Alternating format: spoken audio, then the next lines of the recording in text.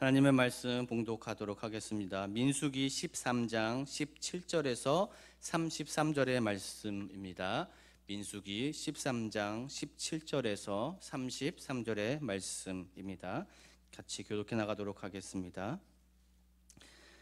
모세가 가나안 땅을 정탐하러 그들을 보내며 이르되 너희는 네겝 길로 행하여 산지로 올라가서 그 땅이 어떠한지 정탐하라.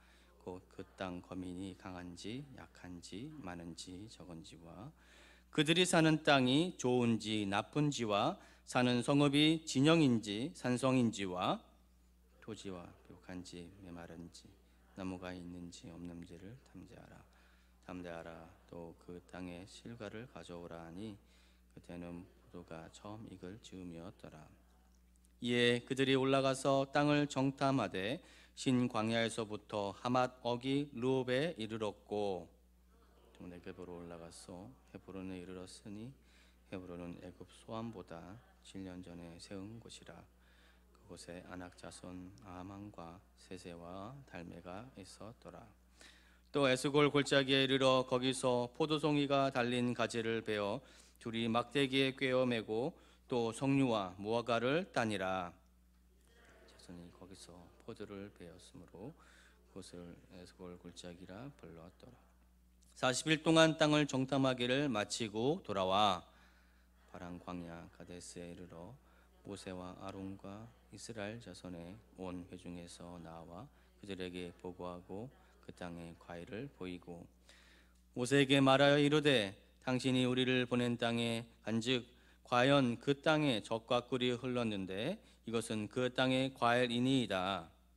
그러나 그 땅 주민은 강하고 성읍은 견고하고 힘이 클 뿐 아니라 거기서 아낙 자손을 보았으며 아말렉인은 남방 땅에 거주하고 헤린과 여부스인과 아모리인은 산지에 거주하고 가나안인은 해변과 요단가에 거주하더이다. 갈렙이 모세 앞에서 백성을 조용하여 이르되 우리가 곧 올라가서 그 땅을 취하자 능히 이기리라 하나 그와 함께 올라갔던 사람들은 이르되 우리는 능히 올라가서 그 백성을 치지 못하리라. 그들은 우리보다 강하니라 하고 이스라엘 손 앞에서 그 정탐한 땅을 확평하여 이르되 우리가 두루 다니며 정탐한 땅은 그 거주민을 삼키는 땅이요 거기서 본 모든 백성은 신장이 장다여 자들이라. 함께 읽습니다. 거기서 네피림 후손이 아낙 자손의 거인들을 보았나니 우리는 스스로 보기에도 메뚜기 같으니 그들이 보기에도 그와 같았을 것이니이다. 아멘. 하나의 사건 두 개의 시선이라는 제목의 말씀으로 박현신 목사님 나오셔서 말씀 선포해 주시겠습니다.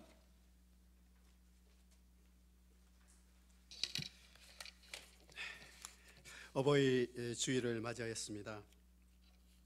저는 또 어버이이기도 하지만 또 자녀이기도 합니다. 부모님께 최고의 선물이 무엇일까? 제가 어제 물어보았습니다. 이번 주에 제가 내려가지 못하게 되어서 죄송하다 말씀드리면서 이유가 무엇이냐 물어보시길래 사랑교회에 설교하기 때문에 못 내려간다고 말씀드렸습니다. 그랬더니 이렇게 말씀하시더라고요. 믿음으로 사는 것이 가장 최고의 효도다. 안 와도 된다. 이렇게 말씀하셨어요. 네, 위로가 되면서도 제가 부모로서 우리 자녀들에게 어떤 부모인지 돌아보게 되었습니다. 부모님은 우리에게 자신을 희생해 주셨지만 우리에게 아무것도 기대하지 않고 믿음으로 살아가는 것이 최고의 효도다라는 말씀해 주시고요. 저는 부모로서 우리 자녀들에게 그러면 내가 정말 믿음으로 모든 것을 해석하고 말씀에 근거해서 순종하고 믿음으로 살아가는 것이 우리 자녀들에게도 최고의 부모의 모습이 아니겠습니까? 그를 위해서 오늘 읽었던 우리 민수기 말씀은 이스라엘 백성들에게 있어서 또 부모의 세대, 광야 1세대죠. 출애굽 1세대와 출애굽 2세대 모두에게 어떻게 믿음으로 우리 약속의 땅을 정탐하고 정복해야 되는지 말씀의 원리를 잘 말해주고 있습니다. 우리가 읽었던 이 가나안 땅 정탐 사건은 우리가 잘 아는 본문입니다. 그죠? 여러분, 세계관을 우리가 특별히 지난주에도 제가 강조했는데요, 세계관이라는 말은 원래 독일어 벨텐샤웅이라는 말에서 나왔죠. 그래서 이 그리스도인들의 기독교 세계관이라는 말이 뭐냐 하면 우리가 모든 세계를 인식하는 일종의 틀입니다. 틀. 안경이라고 자주 우리 학자들이 비유하는데 이런 겁니다. 그러면 모든 어떤 사물, 일어나는 사건, 그 다음에 관계, 우리의 선택, 이런 것들이 주관적으로 즉흥적으로 일어나는 것 같지만 실제로 우리가 가지고 있는 우리 생각 속의 인식, 시각, 관점은 신념, 성경에서 나오는 믿음에 근거한 선택이고 신념이라는 겁니다. 모든 것을 선택하고 판단하고 우리가 어떤 것을 해석할 때, interpretation, 모든 것을 해석할 때 그 해석은 성경에서 나오는 그 사람의 신념, 신앙에 달려있다는 것이 기독교 세계관입니다. 여러분, 제가 하나 묻겠습니다. 여러분, 이 정탐꾼 사건을 여러분 세계관으로 보실 텐데 하나님이 원래 정탐을 하라고 했습니까? 아니면 이스라엘 백성들이 원했던 겁니까?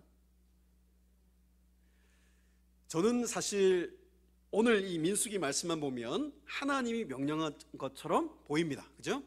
그런데 신명기 1장을 가지고 이 본문을 같이 해석하다 보면 원래 하나님은 정탐을 원하신 적이 없습니다. 하나님은 명령하신 적도 없고, 그죠? 이렇게 신명기 1장 19절에 이렇게 말씀하십니다. 너희 하나님 여호와께서 이 땅을, 약속의 땅이죠, 너희 앞에 두셨은즉 너희 조상의 하나님 여호와께서 너희에게 이르신 대로, 명령을 잘 들어보세요, 올라가서 차지하라, 두려워하지 말라, 주저하지 말라 그러셨어요. 하나님의 명령 간단합니다. 창세기 17장 8절, 50장 24절, 출애굽기 3장 8절에 여러 번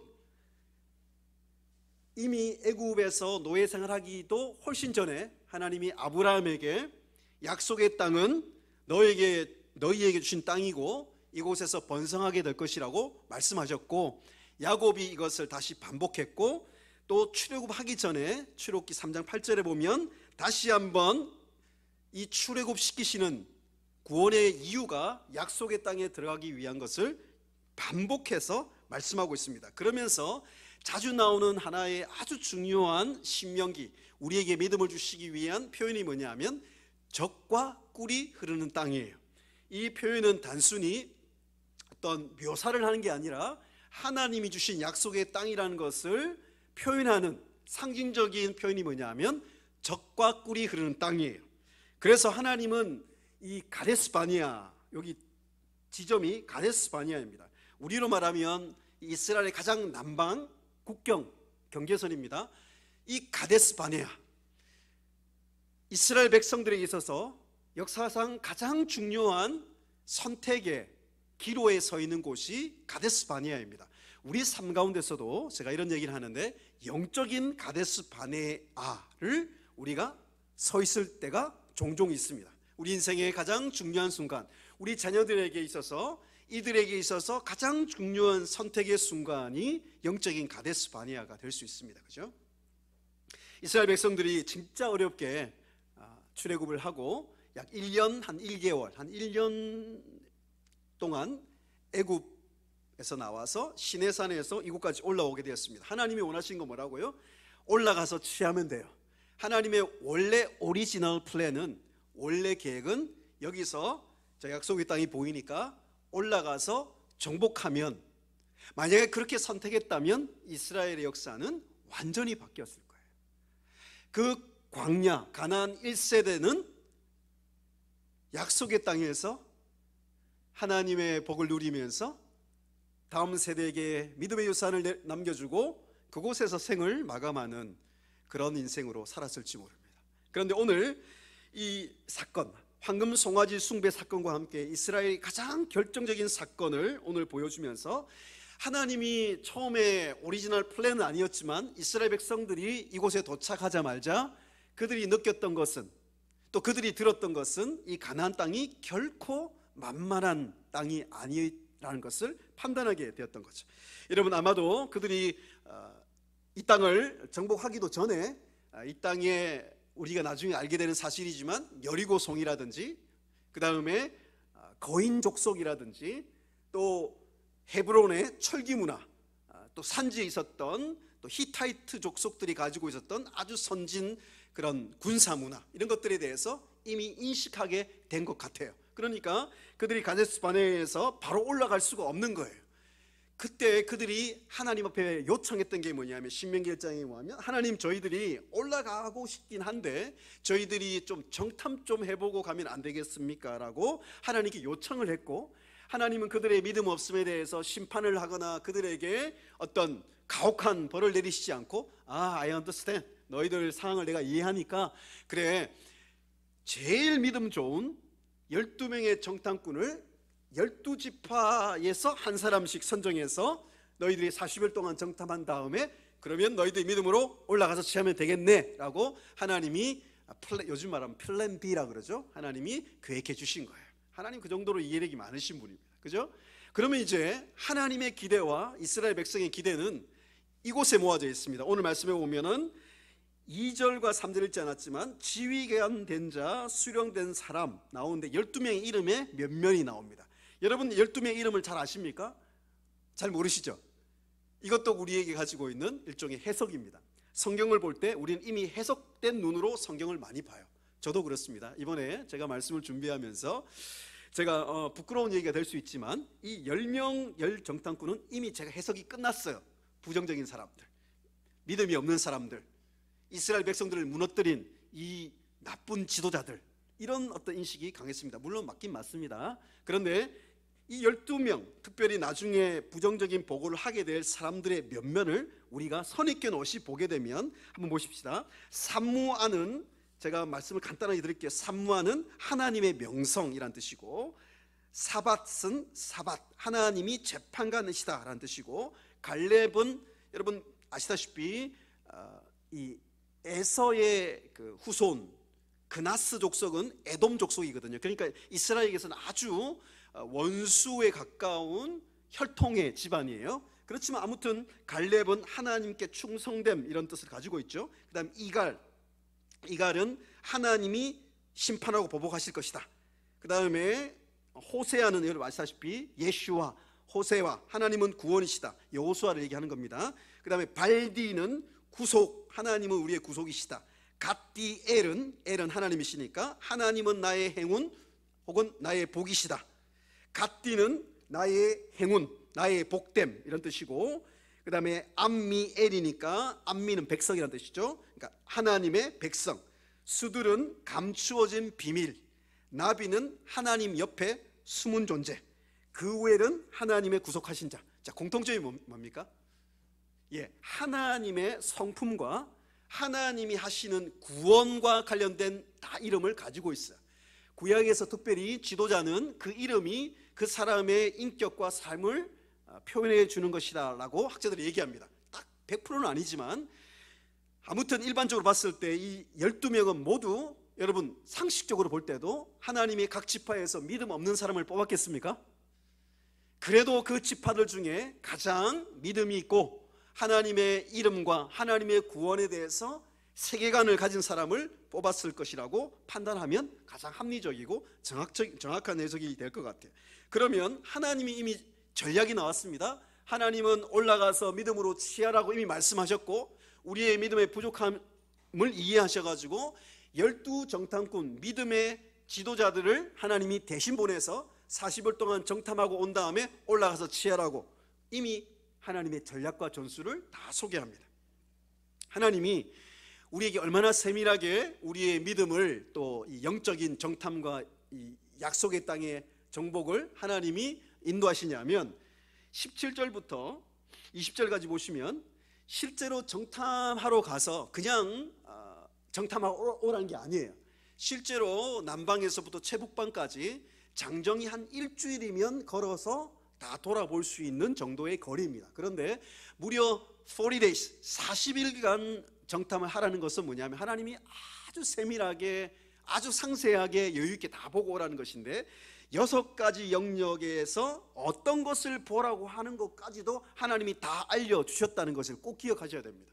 첫 번째, 군사력, 그죠? 두 번째, 그들의 얼마나 인구가 많은지, 다소, 그 다음에 세 번째 지형과 기후, 네 번째 그들의 성읍의 구성이라든지 어떤 성이 얼마나 높은지, 산성, 이런 방어력 같은 걸 보라고 말씀하셨고, 다섯 번째 토지가 얼마나 비옥한지, 그러니까 적과 꿀이 흐르는 얼마나 풍성한 땅인지 보고 오라는 것이고, 여섯 번째 수목과 이제 이 와디라 그러죠. 여기서 얼마나 물이 흐르고 있는지 이런 것들을 확인하라고 했습니다. 이 여섯 가지 항목을 한마디로 요약하면 뭐예요? 하나님이 이미 주신 허락하신 적과 꿀이 흐르는 풍성하고 히브리어로 하아레츠, 하톱이라 그러는데 너무너무 좋은 땅, 하아레츠. 하나님이 태초에 천지를 만드시다 할 때 하아레츠라는 그 땅이란 뜻이거든. 히브리어로 하아레츠. 그 땅을 그저 보고 하나님이 땅 주셨구나라는 거 확인만 하라는 거예요. 그러니까 하나님이 믿음으로 단순히 올라가라고 말씀하셨는데 정탐을 하라고 말씀하시면서 정탐을 어떤 부분을 정탐할지까지 말씀해 주셨습니다. 이것이 첫 번째 원리입니다. 하나님이 우리 삶 가운데 영적인 가나안 땅을 탐지하고 정복하기 위해서는 하나님이 주시는 전략과 전술대로 그저 믿고 올라가서 취하면 된다는 것이 첫 번째 원리입니다. 여러분, 굉장히 단순하지 않습니까? 무슨 문제가 있죠? No problem. 무슨 문제가 있죠? 아무 문제가 없습니다. 그런데 오늘 21절에 12명이 올라가서 정탐을 한 이야기가 자세하게 나오지는 않습니다. 40일 동안 보았던 이야기를 아주 집중적으로 리포트를 하고 있는데 특징적인 것이 22절에 나옵니다. 22절 한번 보실까요? 22절에 어떤 지형을 소개하고 있습니까? 헤브론. 헤브론 하면 뭐가 떠오르십니까? 그러니까 올라가자마자 남방 네게부, 이렇게 약간 사막 같은 곳이 나오고 거의 첫 번째 도착하는 고대의 문화의 중심지 중 하나가 헤브론입니다. 헤브론 이야기를 집중적으로 보도하고 있어요. 이건 상당히 긍정적으로 보면 상당히 긍정적인 면을 많이 담고 있는 게 헤브론이고, 이쪽에서 보면 상당히 부정적이라고 할까요? 상당히 어려움이 많게 보이는 요소를 가지고 있는 면도 같이 소개하고 있습니다. 헤브론 하면 떠올라야죠. 뭐가 떠오르십니까?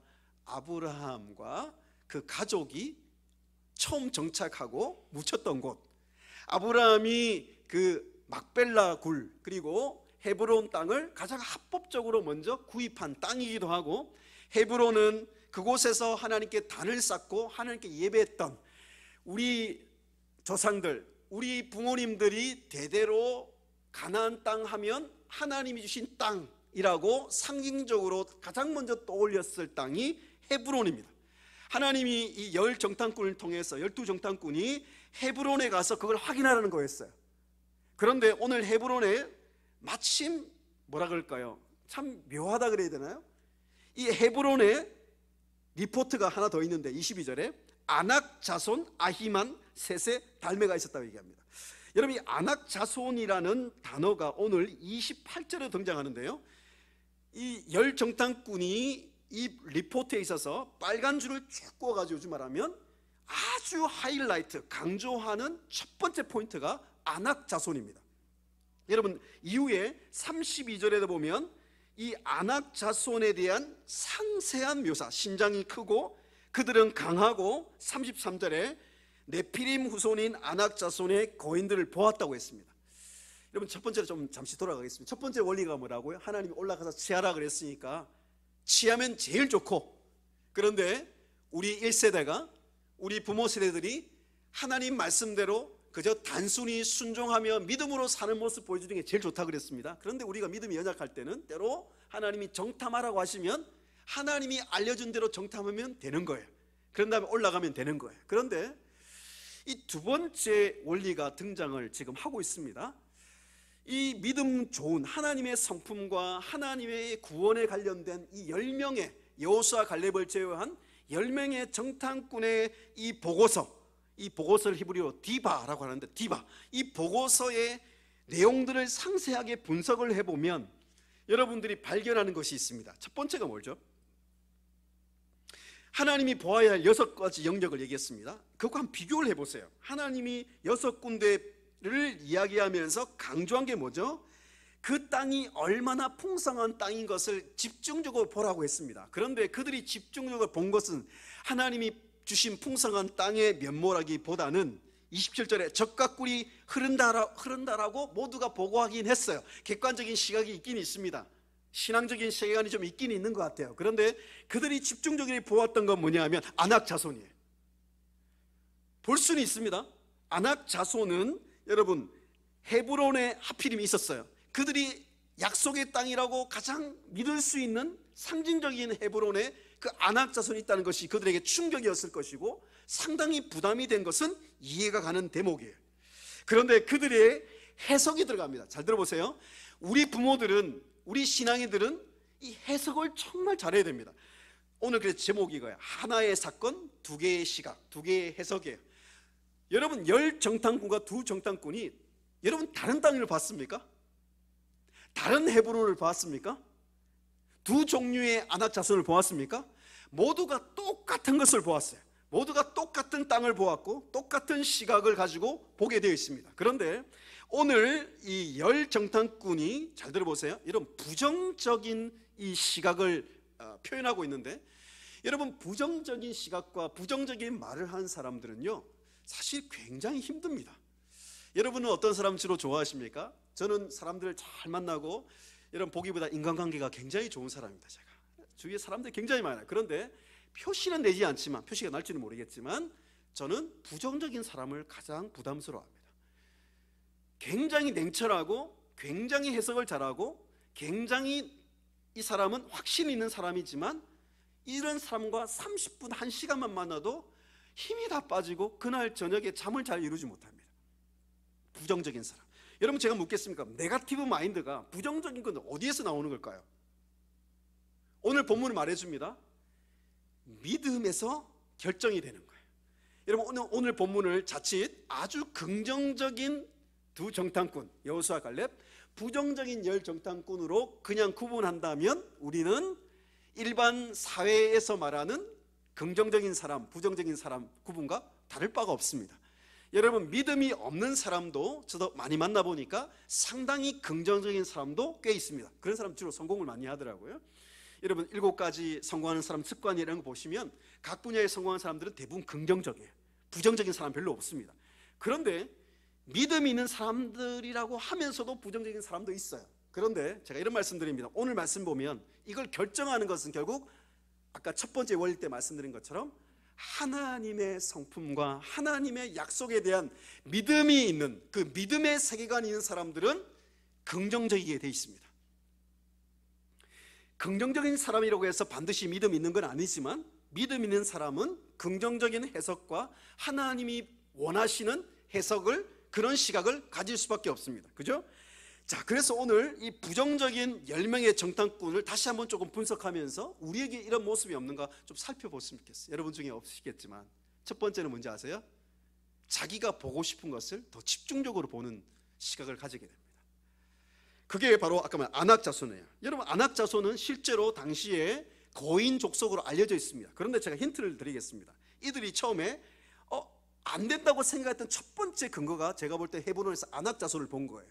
실제로 봤을 때 학자들이 볼 때 아낙 자손들이 약 2m 정도의 큰 키를 가진 사람들이 있었다 이렇게 보입니다.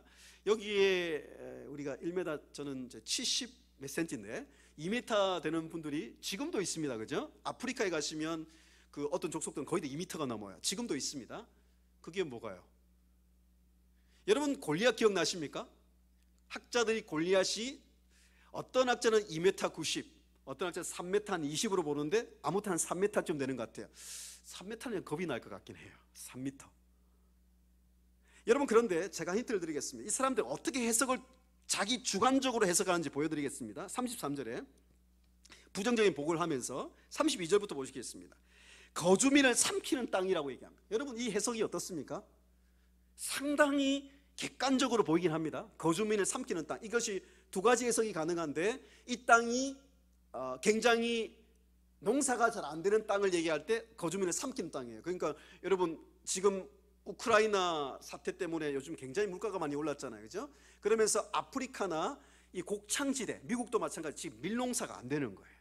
인도가 굉장히 많은 밀을 생산했는데 100년 만에 이 더위와 가뭄이 오니까 지금 밀 생산이 안 되는 거예요. 그죠? 여러분 그 당시도 마찬가지입니다. 거주민을 삼킨다는 뜻은 그 땅에 농사가 잘 안 된다는 뜻으로 해석할 수 있는데 그게 맞습니까? 지금 적각꿀이 흐르는 땅인데 틀렸죠. 이것보다는 저는 이 해석이 가깝다고 보는데 아까 거인 족속들, 아낙 자손들, 그다음 33절에 네피림이라고 했죠. 네피림 언제 생각나십니까? 네피림 후손이라고 해석을 했어요. 해석하기 어려운데 제가 이렇게 말씀드리겠습니다. 네피림은 창세기 6장에 나옵니다. 그죠? 노아 홍수 이전에 하나님의 아들들이 사람 딸들과 결혼하면서 태어난 용사, 키보로 하일이라는 히브리어를 썼는데 아주 강력한 용사라고 이름 붙인 사람들의 이름이 네피림이었어요. 네피림은 실제로 굉장히 거인들이었어요. 실제로 3m 50, 어떤 학자는 4m까지 간다는데 4m 가는 건 나는 상상이 안 가는데 아무튼 엄청난 거인들이 살았던 것은 고고학적으로 밝혀지긴 했어요. 그런데 제가 한 가지 묻겠습니다. 네피림이 있었던 건 사실인 것 같아요. 그런데 네피림이 있었다고 해도 여러분 노아 홍수 전이에요. 노아 홍수 때 노아 가족 외에는 전부 어떻게 됐죠? 사라졌죠. 네피림과 아낙 자손은 아무 상관이 없습니다. 상관이 있다면 이런 쪽은 상관이 있을 수 있습니다. 아낙 자손들도 상당히 키가 크고 용사들이었기 때문에 다른 사람을 죽이는 그런 어떤 사람들이었습니다. 네피림의 뜻은 뭐냐면 다른 사람을 쓰러뜨리다 이런 뜻이에요. 그러니까 요즘 말하면 살인병기. 그러니까 다른 사람을 막 3m 30 이렇게 돼가지고 골리앗처럼 다른 사람을 막 이렇게 해치는 사람이 네피림, 그런 뜻에서는 연관성이 있을 수는 있죠. 그러나 육체적으로 어떤 후손 이런 차원에서는 네피림과 아낙 자손은 근거가 없는 거예요. 그러니까 자기들이 그렇게 해석을 한 거예요. 아마 들었던 거겠죠. 예전에 네피림이라고 엄청난 홍수 이전에 거인이 있었는데 우리가 봤던 하나님의 약속한 땅이라 그랬는데 막상 가보니까 헤브론 땅에 아낙 자손을 보았는데 네피림 같더라. 자기의 주관적 해석이죠. 자신의 어떤 시각으로 하나님이 주신 약속의 땅의 사람들과 그들의 강함을 과대평가하고 과장된 해석을 한 것을 우리가 보고 있습니다. 우리가 때로는 부모로서, 때로는 어느 지역에 또 어떤 단체에 우리가 영향력을 끼치는 리더로서 우리 안에 혹시 이런 생각과 하나님의 말씀을 통한 믿음의 해석이 아니라 우리의 생각과 우리의 주관적인 판단과 시각으로 상황이나 사람을 판단하는 모습이 없는지, 이것을 오늘 두 번째 하나님이 말씀의 원리로 우리에게 교훈을 주고 계십니다.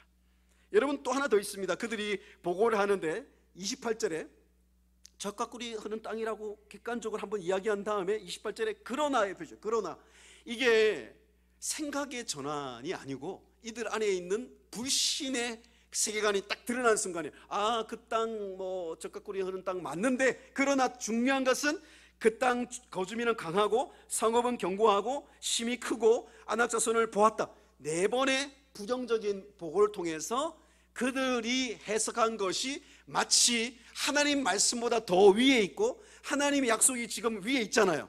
취할 수 있고 너희가 차지할 땅이라고 말씀하셨는데 내 생각을 이야기할 수 있지만 그 말씀 밑으로 가야죠. 그죠? 하나님이 약속한 땅인데 취할 수 있긴 하지만 조금 우리가 굉장히 도전적이다, 그 거인들을 이기는데 우리가 잘 준비해야 되겠다, 상당히 만만치 않다, 이렇게 해석을 한 게 아니라 그들은 보고 속에서 하나님의 이름이 등장하지도 않고요, 하나님이 함께 하시면 이길 수 있다라고 얘기하지도 않고요, 그들은 그냥 그 땅이 강하고 너무 성이 높고 우리는 할 수 없고 우리는 너무 약하고 이렇게 단정적으로 극단적으로 해석하고 판단할 모습을 더 길게 보여주고 있습니다. 여러분 아시다시피 갈렙과 여호수아의 이야기는 오히려 한 문장으로 나옵니다. 이것이 제가 세 번째 말씀드릴 내용인데요. 여러분 우리는 어떻습니까? 우리 이제 코로나가 거의 끝나가고 있는데 저는 기도하고 있습니다. 이 코로나로 인해서 우리가 냉철하게 오늘 이 말씀을 근거해서 우리가 약속의 땅을 정탐하셔야 됩니다. 여러분 아십니까? 코로나 기간 동안에 한국에, 이건 작년 통계니까 더 심각했을 건데, 교회가 10,000교회 이상이 문을 닫았습니다. 주일학교가 5군데 교회 중에 1군데가 주일학교가 사라졌습니다. 중고등부의 40%가 사라졌고요, 미주 한인교회 5,000교회 중에 1,000곳 이상이 문을 닫았습니다. 어떤 학자들은 2030년에 주일학교 90%가 이대로 가면 사라질 것이라고 전망하고 있습니다. 제가 힘든 이야기 좀 하겠습니다. 이런 전망, 사회적으로는요 2080년, 70년 되면 한국 자체가 사라진다, 이런 전망도 벌써 나오기 시작했습니다. 2050년 되면 한국의 모든 것이 멈출 수 있다, 이런 아주 비관적이고 부정적인 전망이 나옵니다. 이건 뭐 우리가 들어볼 수 있겠습니다. 여러분, 저는 언론을 잘 모릅니다. 저는 제 전공이 아니기 때문에 전공이 아닌 걸 잘 얘기하지 않지만 한 가지는 알고 있습니다. 전문가들 얘기한 게 뭐냐면, 언론이 기사를 낼 때는 적어도 객관적인 분석과 해석이 필요한데요, 상당히 어떤 포털 사이트에 올라오는 기사들이 너무 자극적이고요, 극단적이고요, 자의적 해석이고요, 카피 앤 페이스트라는 복불이라 그러는데 기사를 갖다 붙이는 기사가 너무너무 많습니다. 최근에 어떤 전문가가 보고한 건 뭐냐면, 언론에 나온 기사 중에 사실에 근거하지 않는 기사들도 상당히 많다고 이야기합니다. 그리고 편향된 어떤 자신들이 가지고 있는 세계관, 성경적인 세계관이 아닌 유물론적이고 세속적이고 그런 세계관을 가지고 언론들이 보도할 때, 예를 들어 보겠습니다. 여러분들은 어느 정도 판단할 수 있잖아요, 그죠? 가장 타격을 받는 사람 누굴까요? 청소년, 청년들입니다. 예를 들어서 한국 교회에 대해서 그들이 알지도 못하면서 한국 교회가 얼마나 많은 일을 하는지 사실 몰라요. 제가 작년 통계해 보니까 정부가 너무 놀랄 거예요. 한국 교회가 마치 구제를 멈추면 한국 교회, 한국 사회 자체가 멈출 정도로 정말 많은 구제를 한국 교회가 하고 있습니다. 정말 많은 것을 하고 있는데 한국 교회 작은 걸 가지고 오늘 말씀처럼 굉장히 과장하고 부정적으로 보도를 하게 되면, 오늘 말씀처럼 백성들이 통곡하고 무너지고 절망하고 차라리 애굽 땅에서 죽었으면 좋아할 것을 왜 우리를 여기까지 인도했냐고 막 그들이 원성과 원망을 퍼붓게 되어 있습니다. 심지어 애굽으로 돌아가자 두 번 얘기하고 있습니다. 저는 이 장면에서 오늘날 한국 사회와 한국 교회가 보이는 건 왜일까요? 현실을 보면 정말 이 열정탐꾼이 아주 현실적이고 객관적이고 냉철한 판단을 하는 것처럼 보입니다, 그죠? 그럼 오늘도 마찬가지입니다. 제가 선교지도 지금 가장 어려운 게 이 코로나 이후에 다음 세대와 주일학교와 선교지입니다. 교회도 어렵지만 이 두 군데는 더 어려워요. 다음 세대는 이대로 가면 2030년에 90% 문 닫는다니까요.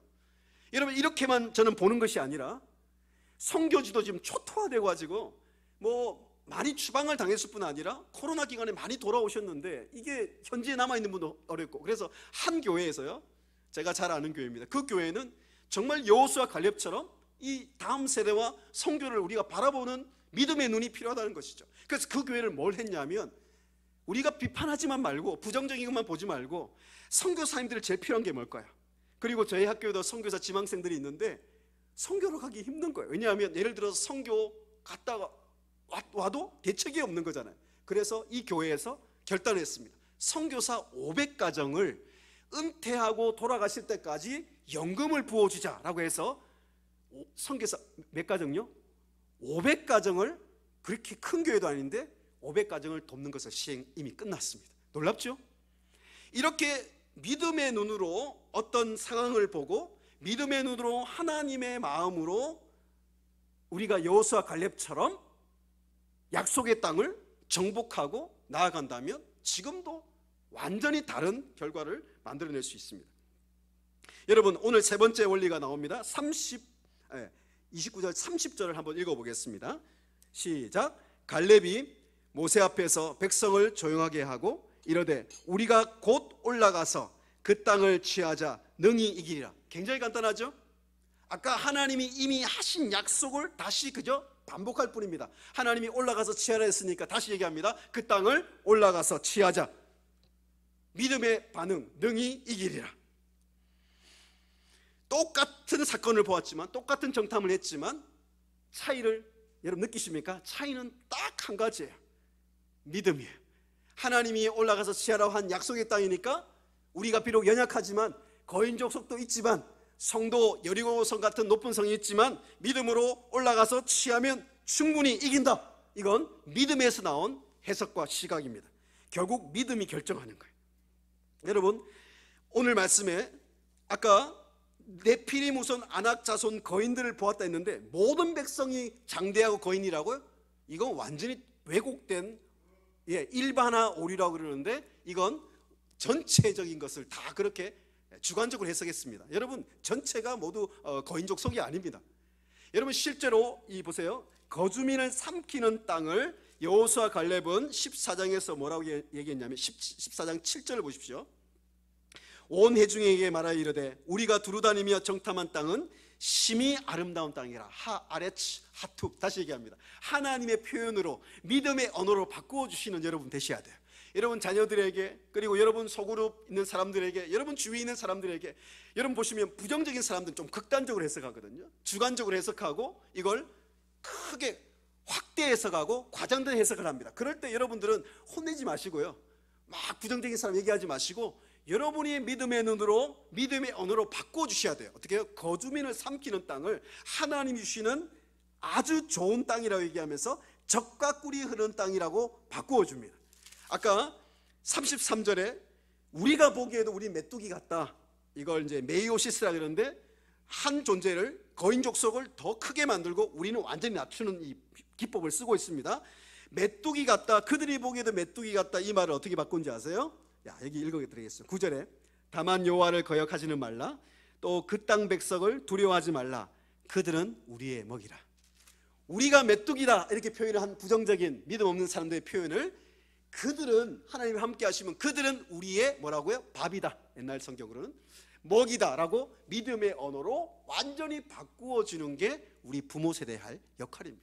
1세대가 할 역할이고 믿음의 정탐꾼이 해야 될 믿음의 선포입니다. 여러분 오늘 말씀을 잘 들어보십시오. 이 열 정탐꾼은 어디에나 있습니다. 우리 사회에도 있고 어쩌면 한국 교회 안에도 있을 수 있고 우리 주위에도 있을 수 있습니다. 저는 이 말씀을 우리가 함께 나누면서 정말 기도하셔야 됩니다. 한국 사회, 아까 우리 같이 기도해야 될 제목들인데요, 한국 사회, 한국 정치 영역에, 교육의 영역에, 한국의 특별히 지도자 영역들 가운데 하나님 여호수아 갈렙 같은 지도자를 허락해 달라고 여러분 기도하시고요, 우리 아이들 다음 세대들이 여호수아 갈렙 같은 지도자가 이 땅에 나와야 될 거 아니에요. 그래야 바꿀 수 있거든요. 저는 정말 죄송하지만 너무 오늘날 지도자들이 부정적인 얘기를 너무 많이 하는 것 같아요. 여러분 그런 이야기는 사실 할 수 있습니다. 누구나 할 수 있는 게 가장 쉬운 게 우리 제자들에게 얘기하거든요. 부정적인 얘기, 비판적인 얘기는 가장 쉬운 거라고. 그런데 여호수아 갈렙처럼 똑같은 걸 보지만 하나님의 믿음의 세계관을 가지고 해석해서 하나님의 눈으로 그것을 해석해주고 실력을 닦고 사람들을 애굽으로 돌아가자, 우리 다 죽겠다는 그 사람들을 이끌고 약속의 땅으로 인도할 수 있는 리더십이 진짜 귀한 거죠. 그런 리더십을 가진 여러분 자녀들 키우셔야 되지 않겠습니까? 정말 이 땅에 저는 여호수아 갈렙이 나타나면 좋겠어요.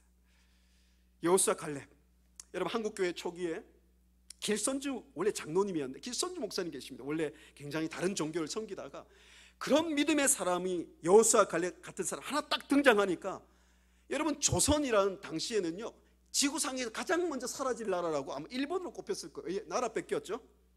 세계 제일 못 사는 나라였죠. 그런데 여러분 하나님이 선교사를 통해서 이 믿음, 복음이 들어오게 하시고 하나님의 말씀에 부흥이 일어나게 하시고, 그래서 신분이 체폐되고 그 안에 어떤 수많은 죄악들이, 그 평양과 이 한국 땅에 수많은 죄악들이 사라지게 하시고 민족을 이끄는, 여러분 아시다시피 33인의 지도자 중에 대부분이 여호수아 갈렙 같은 믿음의 사람들 아니었습니까? 여러분 지금 보시면 세계에서 제일 먼저 사라질 그 나라였던 그 조선이 세계에서 가장 많은 선교사와 가장 많은 선교를 이끄는 나라가 되신 거 아십니까 여러분? 아마 여러분 이렇게 생각하시면 좋겠습니다. 지금도 수많은 기사들과 수많은 전망들이, 저도 학자 아닌 학자지만 지금도 학자들은 데이터 의존을 많이 하거든요. 저도 데이터 상당히 인정합니다. 빅데이터, 컴퓨터, AI, 로봇들이 다 평가를 해줘요. 심지어 요즘 기사도 AI 로봇이 쓰던데요. 잘 들으십시오. 여러분 그 로봇이 아무리 빅데이터가 이 미래가 이렇게 될 것이라고 얘기해도 하나님의 사람들은 말씀을 통해서 믿음의 눈으로 이 세상을 해석하고 미래를 전망하셔야 됩니다. 그죠? 여러분 보십시오. 이집트의 그 당시에 술사와 점성술사들, 박수, 무당 이런 사람들 전부 다 모아놔도 요셉을 이기지 못했습니다. 요셉이 그 전망했던 그 역사의 미래 전망대로 이루어가죠, 그죠? 바벨론의 최고의 박사들, 최고의 술사들, 최고의 학자들 다 모았지만 해석을 하지 못합니다. 왕의 꿈을 해석하지 못해요. 다니엘만이 해석할 수 있고 다니엘이 꾸었던 꿈대로 역사가 이루어져 가는 거 아니에요, 그죠? 사도 요한이 보았던, 해석했던 말씀의 그 기록대로 역사는 이루어져 가요. 로마의 최고의 실력가들이 상대가 안 되는 거예요. 여러분, 저도 아들이 이번에 대학 가지만 아들이 계속 얘기해 주는 이거예요. 내가 너에게 줄 것은 이거밖에 없다. 아빠로서, 어버이로서 줄 수 있는 건 뭐냐면 믿음의 눈으로 세상을 바라보고 여호수아 갈렙처럼 믿음의 눈으로 세상을 정복하는 그 여호수아 갈렙의 스피릿이라 그러죠. 그 믿음의 여호수아의 스피릿, 그 갈렙의 스피릿을 너에게 주는 게 난 최고의 유산이라고 생각한다. 그래도 크레딧 카드 좀 하나 만들어 달라고 얘기는 하더라고요. 나 줄 수 있어요. 크레딧 카드 믿음으로 긁어라. 할 수 있는데 오늘 말씀에 정말 저는 우리 부모들이 또 우리 자녀들이 정말 이 말씀을 가지고 우리가 다시 믿음으로 나아갔으면 좋겠어요. 우리에게 모두 약속의 땅은 다 예비되어 있습니다. 믿고 올라가면 돼요. 믿고 올라가면 됩니다. 혹시 정탐을 하더라도 그 땅을 보더라도 하나님이 보라가 한 것만 집중해서 보시면 돼요. 그런데 오늘 부정적인 이 정탐꾼처럼 이 부정적인, 그리고 이 거인족 속들, 그 다음 높은 이 성읍들을 보면서 우리는 절대 안 된다. 여러분, 이 사람들을 위해서 얼마나 백성들이 무너졌습니까? 정말 이스라엘의 가장 절망적인, 아픈, 비극적인 포인트가 여기입니다. 저는요, 그 40년의 방황이 없어야 된다고 생각해요. 그 2세대들도 그 같이 방황을 한 거잖아요. 여기서 만약에 보세요, 아까 말씀드린 것처럼 갈렙이 얘기한 것처럼 우리가 능히 취할 수 있다, 하나님이 주신 땅이라 올라가서 취하자, 이 말을 들었더라면 어떻게 됐을까요? 그 뒤에 여호수아, 이 여호수아 호세아인데요, 이게 예슈아, 바로 예수님과 같은 단어입니다. 그죠? 예수님도 제자들에게 뭐라고 그랬습니까? 자신을 배신했던 아무 희망이 없는 제자들에게 부활하고 승천하시면서 너희는 가서 모든 족속을 제자로 삼아 하나님의 그 이름으로 세례를 주고 너희가 땅끝까지 증인이리라. 이미 하나님은 비전의 눈으로 그들을 바라보신 거죠, 그죠? 부정적인 시각이 아니라 예수님은 그들에게 약속의 땅을 취할 수 있는 사람이라고 열어주신, 이게 여호수아, 예슈아 스피릿이에요. 여러분, 여호수아도 얘기하지 않습니까? 하나님이 기뻐하시면 그 땅을 취하리라. 그 땅 우리에게 주신다. 젖과 꿀이 흐르는 땅이다. 하나님만 거역하지 말라. 두려워하지 마라. 그들은 우리 먹이다. 이 말을 들었더라면 40년 광야 하지도 않았을 그 40년의 고생과 수고가 저는 너무 뼈아픈 거예요. 여러분, 이때 이 1세대가 믿음의 눈으로 바로 올라갔더라면 1세대도 약속의 땅에서 하나님의 영광과 하나님 나라를 이루어 갔을 거고 2세대도 약속의 땅에서 하나님 나라를 이루어 갔지 않겠습니까? 한국의 교회가 많은 어려움이 있지만 바로 이 가데스바네아, 영적인 가데스바네아에서 우리가 약속의 땅을 정복하는 역사가 있기를 축복합니다. 하나님이 우리에게 약속을 주시고 인구조사를 통해서 60만의 인구를 예비해 놓으셨고 출애굽과 하나님의 역사를 이미 약속해 놓으셨고 정탐 모든 것을 예비해 놓으셨고, 여러분, 이후에 미래에 가시면 여리고성 돌고 함성 부르면 다 무너졌어요. 우리는 미래를 알기 때문에 이 포인트가 너무 안타까운 거예요. 그죠? 여리고성 있어도 믿음으로 돌고 함성 지르면 무너지는 거예요. 그곳에 있었던 거인조속들, 남부, 중부, 남부, 북부 전쟁들 전부 다 초토화시켰어요. 다 정복했어요. 심지어는 막 승리하다가 시간이 모자라요. 여호수아가 태양을 멈춰라 그랬죠. 성경에서 제일 믿음이 필요한 장면입니다. 태양이 멈출까? 저는 멈췄다고 저는 믿어요. 태양도 멈추고 하나님이 승리케 하셨어요. 들어가기만 하면, 이 나중에 정탐하고 올라가기만 했다면 이런 일이 미리 일어났을 거예요. 가나안의 모든 우상들이 초토화되었습니다. 그들이 올라갔다면, 믿음이 없어 정탐은 했지만 여호수아 갈렙의 보고를 들었더라면 우리 세대가 바로 여호수아 갈렙의 세대가 되기를 우리가 기도하고, 우리 다음 세대들이 영적인 가데스바네아에서 하나님의 약속을 믿고 그 믿음의 시각을 가지고 약속의 땅을 정복하는 여호수아 갈렙 세대로 세워지기를 주님의 이름으로 축복합니다. 기도하겠습니다. 하나님 아버지, 우리에게 믿음을 주시옵소서. 하나님, 부모 세대인 저희들에게 여호수아 갈렙과 같은 믿음의 눈을 더욱 허락하여 주시옵소서.